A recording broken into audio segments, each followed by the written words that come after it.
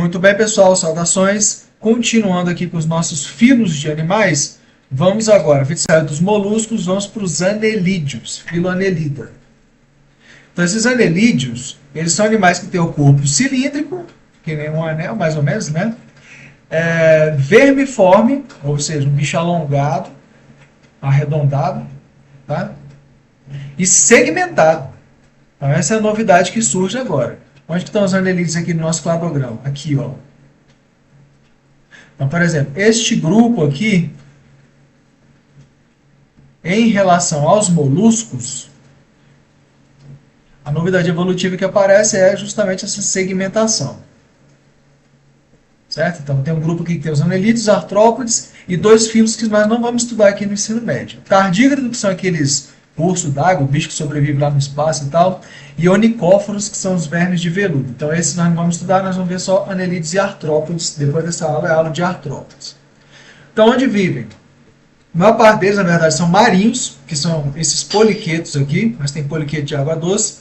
Podem ser de água doce, pode ser poliquete de água doce ou sanguessuga é anelídeo também, ou então terrestres, que é o melhor exemplo, são as minhocas. Então, na verdade, o organismo que a gente usa como exemplo de anelídeo são as minhocas. Não porque sejam os mais numerosos, não são. Os mais numerosos são os poliquetos. Mas minhoca é o que a gente conhece mais. Né? Todo mundo já viu, eu acredito. Né?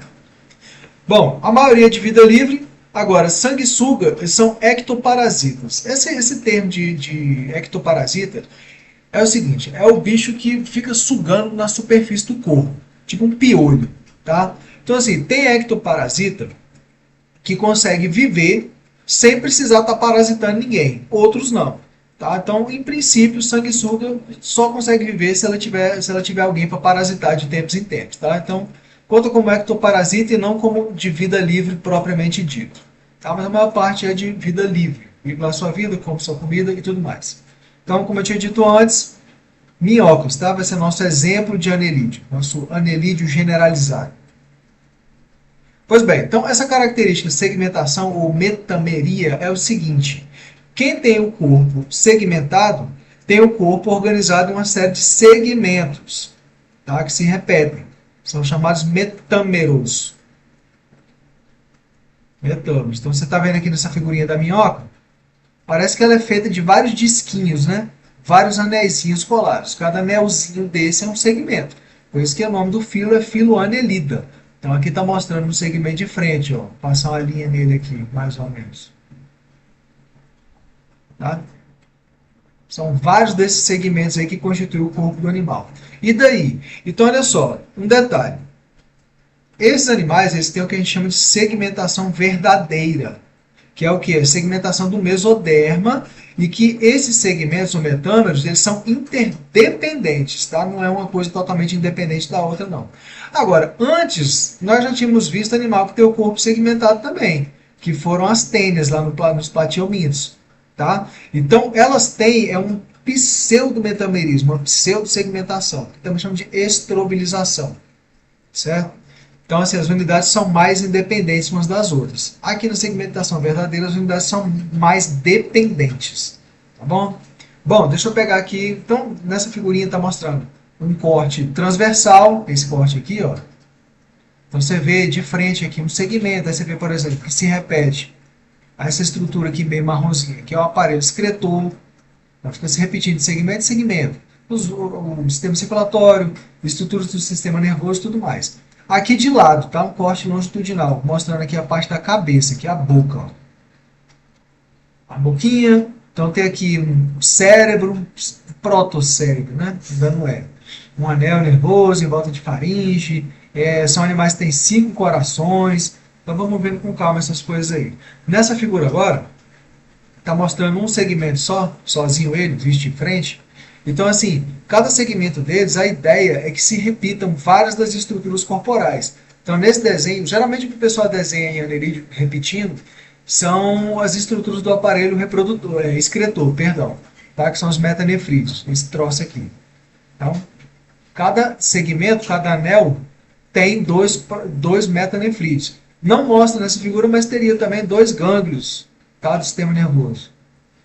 Um gânglio aqui, outro aqui. Aí no segmento seguinte repete as mesmas coisas e assim por diante. tá? Tem uma membrana que separa esses segmentos, septo. Aqui na figura não dá aqui, ó. Esse troço aqui, ó. Isso é um septo. Deve estar escrito aí em algum lugar na figura, mas tem tanta coisa na figura que eu não estou nem enxergando. Então, enfim, os septos separam cada um desses segmentos aí. Bom, coisas que a anelídeos tem também, cutícula e cerdas.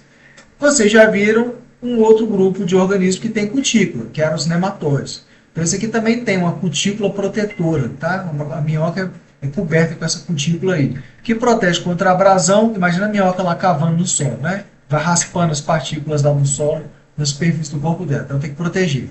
E também protege contra a desidratação. No caso aqui ela tem que ficar úmida, porque ela tem respiração cutânea, tá? Então o oxigênio entra direto pela superfície do corpo e o CO2 sai. Outra coisa que elas têm são essas cerdas. Aqui está traduzido como seta. Às vezes aparece como queta também.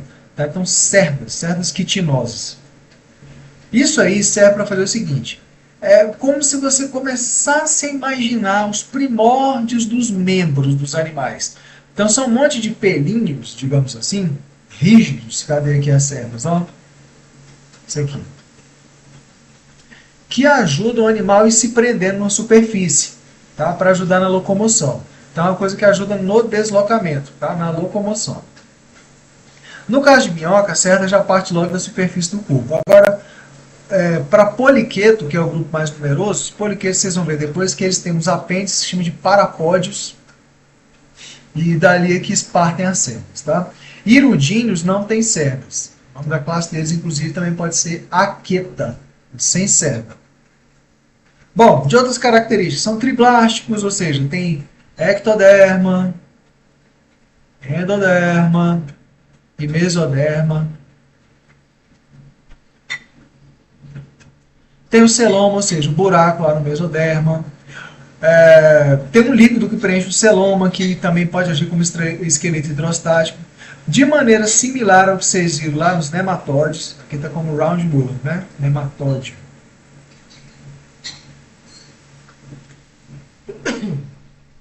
Eles têm tubo digestório completo. Quem não tinha eram os platiomídeos, né? Tinha só uma boca lá. E são protostômios, tá? Ou seja, a boca surge primeiro, o ânus surge depois. Tem simetria bilateral também. Você consegue pegar o corpo do animal e dividir em duas metades iguais. Mas só um plano de simetria consegue fazer isso. Tá? Que é o longitudinal, no caso.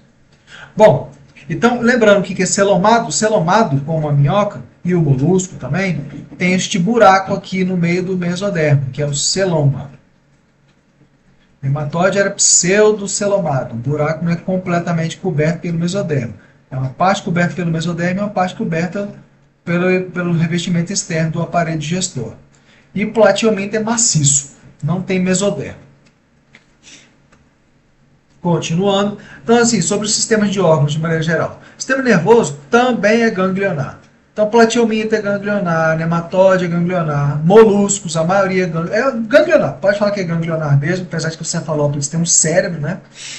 E esse aqui também. Então, aqui está a cabeça da minhoca. Tem aqui um anel em volta da faringe.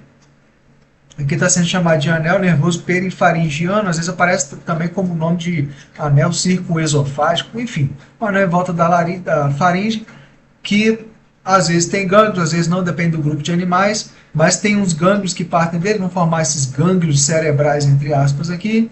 Tá? E partem com um cordão nervoso que tem um monte de gânglios. Cada gânglio é como se fosse uma unidade de processamento. É um conjunto de corpos celulares de neurônio. Tá? Então, aqui está dizendo que forma tipo um cérebro mesmo, protocérebro. Aqui está o sistema nervoso dele esquematizado.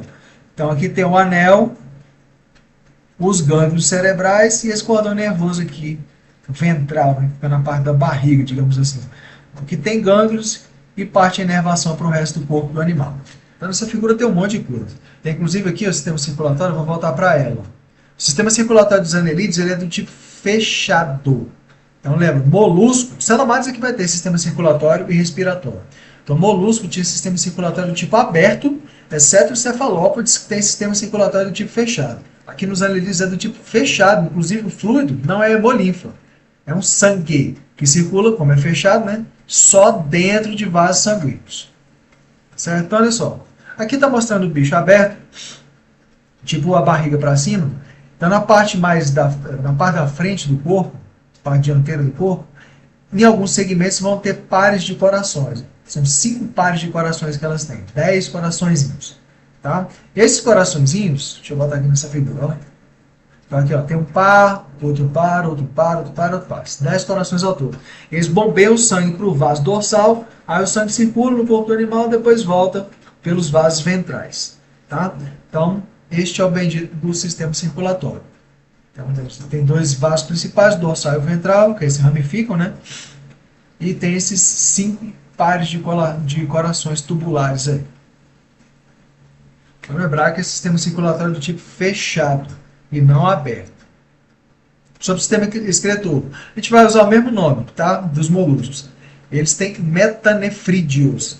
Então, assim, ó, na figurinha tem um segmento aqui, outro segmento aqui, outro segmento aqui. Aí esses metanefrídeos se repetem. Aqui estaria a parte da boca, cabeça. Então, assim, esse metanefrídeo ele tem uma abertura, que é o nefróstomo, que se abre no segmento que está antes dele. Tá? Aí entra um tubinho que se contorce dentro de um determinado segmento e se abre num poro, tá? Que é o nefridióptero, que é um poro excretor. Então, por aqui saem os excretas. O que esses sistemas excretores fazem? É sempre a mesma coisa, gente. Tem os fluidos corporais. Bota só fluido.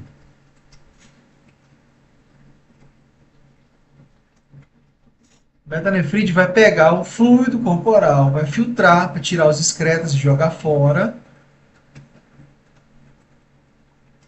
E reabsorver substâncias úteis, vou botar SU, e devolver para o fluido corporal. É isso que um sistema excretor faz. Aí, no caso aqui, por conta da estrutura, chama metanefrídeo.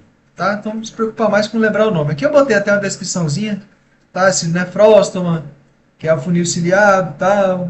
Canal nefrídico, é onde vai ocorrer mesmo a filtragem, tá? E aí os excretos são eliminados por esses poros aí, ou nefridióporos. Então, metanefrídeos. Sistema respiratório. A maioria tem respiração cutânea. Minhoca aqui, por exemplo, mostrada é respiração cutânea. O oxigênio entra direto pela superfície, por isso tem que estar úmida, né? E o CO2 sai direto pela superfície. Molusco tinha respiração branquial. A maioria dos anelídeos não tem, é cutânea. Agora, alguns maiores, poliquetos grandes, eles têm brânquia, tá? Que é a superfície vascularizada, meio que foliar, onde vai ocorrer as trocas gasosas. Em contato com a água, ou, dependendo do tipo de organismo, um ambiente muito úmido, mas aqui não, tá? Aqui é na água mesmo, onde ocorrem as trocas gasosas. Então, a maioria é respiração cutânea, alguns maiores têm respiração branquial. Sobre classificação, são 3 classes baseadas no número de cerdas que o animal tem, tá? Então, a classe mais diversa, mais numerosa, é essa daqui, poliqueta. O que significa esse nome? Muitas cerdas. Tá? Então, esse é o grupo mais diverso. A maioria é marinho, mas também tem de água doce. São os animais que parecem umas lacrainhas. Opa! O trem aqui resolveu se revoltar mesmo. A maioria parece umas lacraias, tá? Mas a lacraia tem perna de verdade. O poliqueto não tem. O que ele tem é esse troço aqui, ó, do lado do corpo, que é o chamado parapódio. Tá? Imagina aquilo que eu estou falando para vocês, tipo uns primórdios de membros, tá? Aqui um monte de parapódiozinho. E dá para ver aqui na figura os pelinhos, tá? Que são, no caso, as cerdas.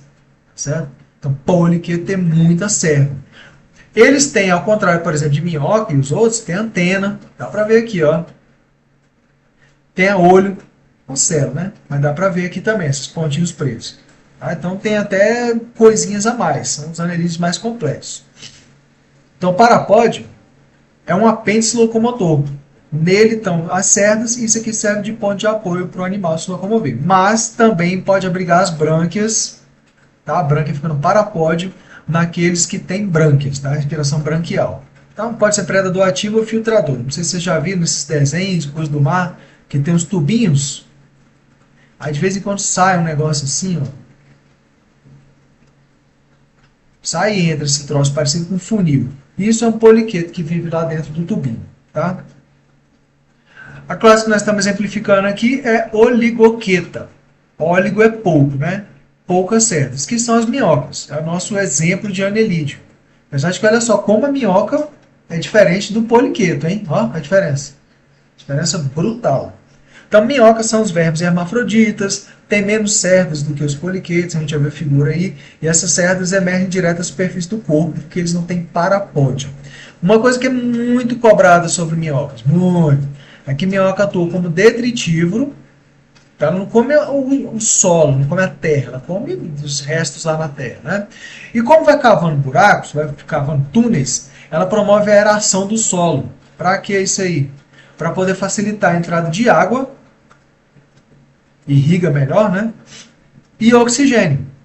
Oxigênio é importante para os organismos aeróbicos, né? Um monte de micro-organismos aeróbicos e também até, aeróbico também, né? As células das raízes das plantas. Então isso é muito cobrado. E ainda, não escrevi aqui, mas as fezes da minhoca, deixa eu botar aqui no desenho, aqui é a minhoquinha, vários segmentos, né?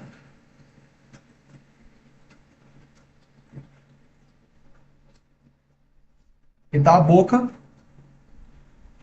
aqui está um segmento glandular, que é o clitelo, já nós vamos falar dele, e aqui está o ânus.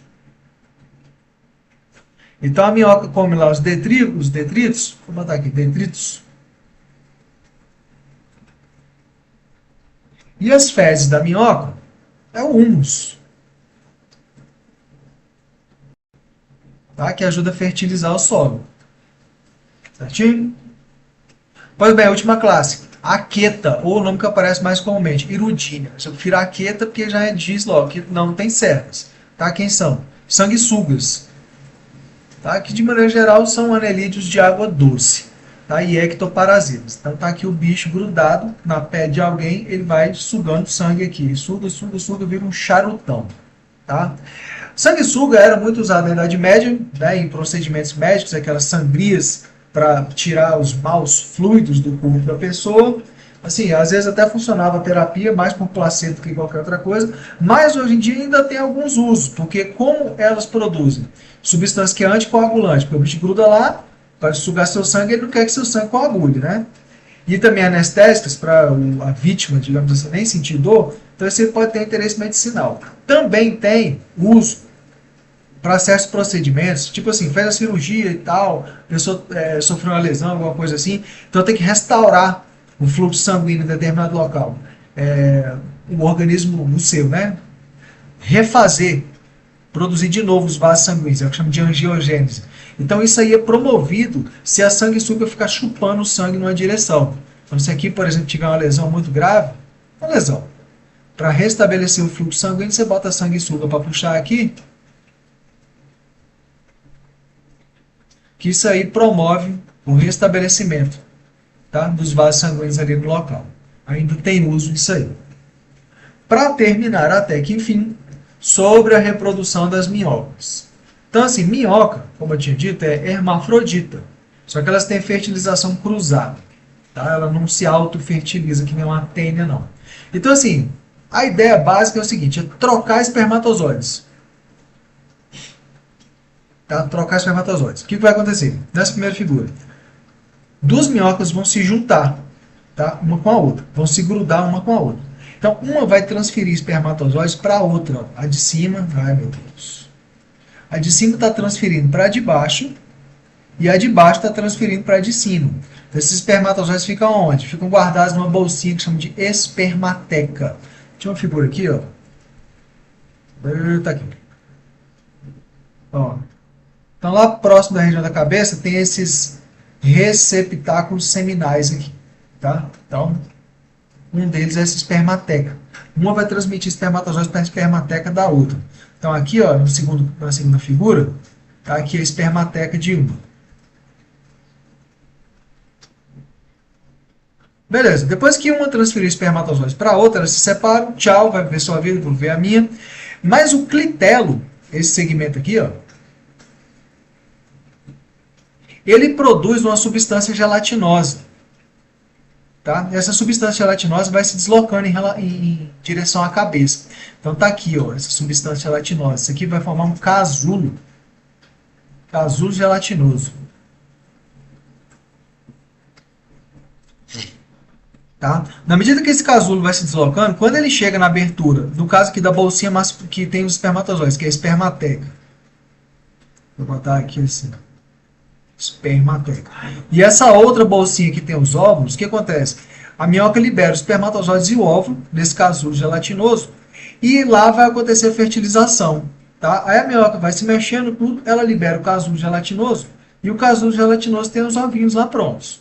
Tá? Então a ideia é essa, trocar espermatozoides, botar os gametas dentro desse casulo gelatinoso que é produzido pelo clitelo, tá certo? E deixa o casulo gelatinoso com os óvulos lá no solo. Então, os óvulos, melhor dizendo, né? Lá no solo. Então, pessoal, é isso por hoje. Tchauzinho para vocês e até a próxima.